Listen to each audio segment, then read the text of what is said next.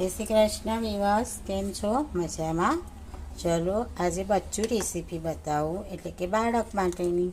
શું તમારું નાનું બાળક દાળ ભાત ખાતું નથી? તો ચલો બતાવી દઉં.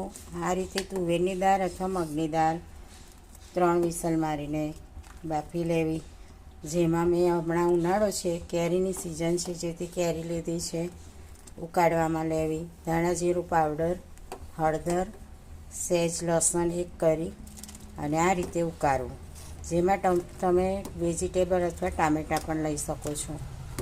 અત્યારે મેં હળદર, ધાણા જીરું પાવડર, મીઠું ઉમેરીને ઉકાળી રહી છું. આ રીતે ઉકળે ત્યારબાદ ભાત અને દાળ ઉમેરીને વઘાર કરવાનો નથી. આ રીતે ઠંડુ પાડીને તમે અથવા તમારું બાળક ગરમ ખાતું હોય તો કૂણકૂણું કરીને બાળકને મસ્ત મજાનું દાળ ભાત આપી શકો છો. ટેસ્ટી ખાઈ શકે છે. જો કેરી અવેલેબલ ન હોય તો તમે લીંબુ પણ ઉમેરીને આપી શકો છો. હળદર, ધાણા જીરું, મીઠું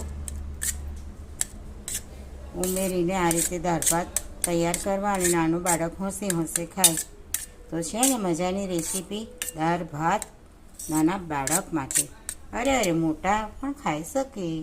તો મોજ માણો બચ્ચું રેસીપીની.